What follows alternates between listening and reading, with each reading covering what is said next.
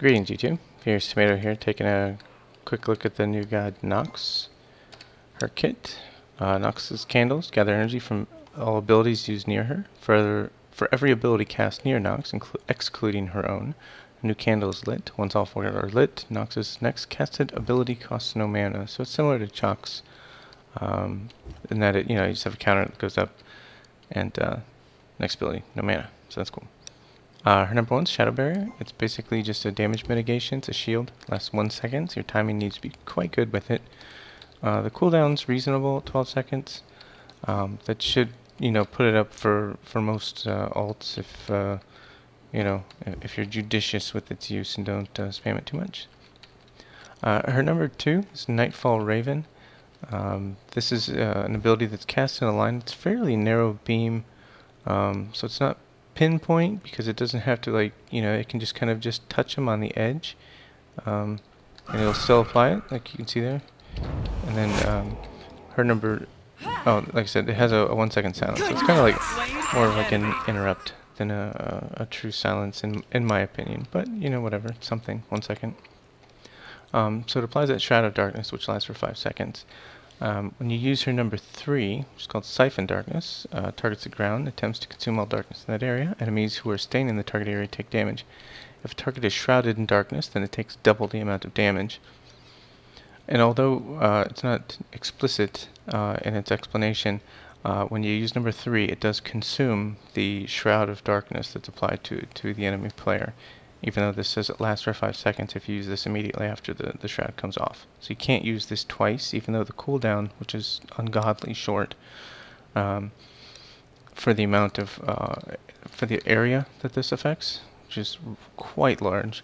It has a slight delay before it ticks, but it's very slight, half second or so, something like that. You can see that, you can just spam this thing.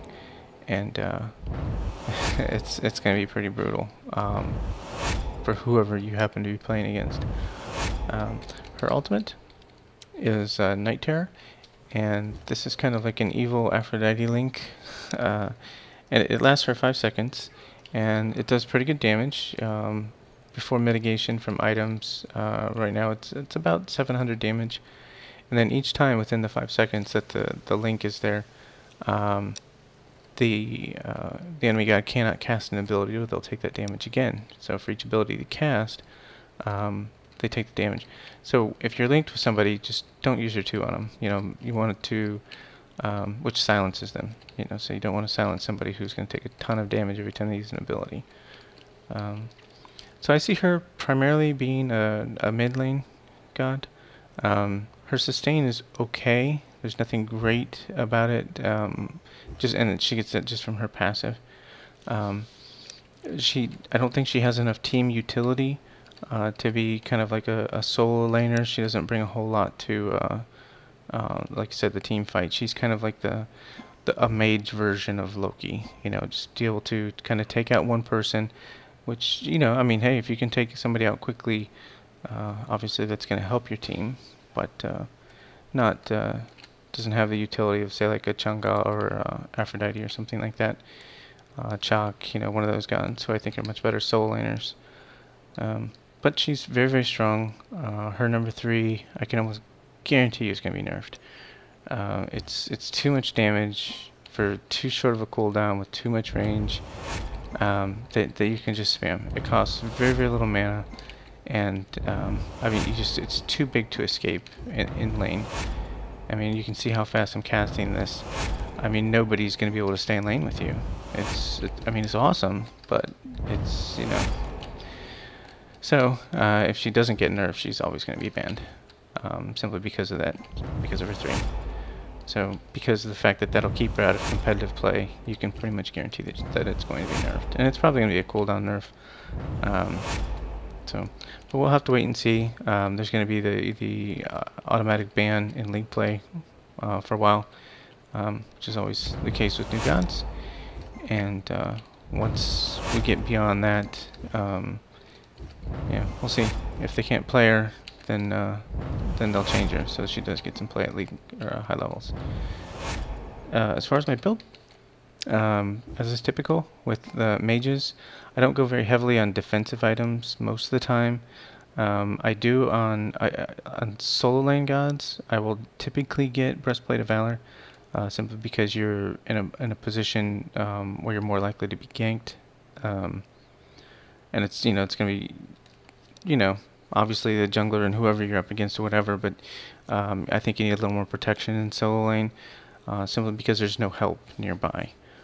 Mid lane, you're gonna get quicker rotations from either lane, either of the side lanes. So anyhow, as far as items, Shoes of Focus, Warlock Sash, Chronos Pendant, that caps your cooldown reduction. It gives you quite a bit of mana, as well as HP. Bancrofts, I definitely like Lifesteal. My mages, Ethereal Staff, and Revive to Hoodie.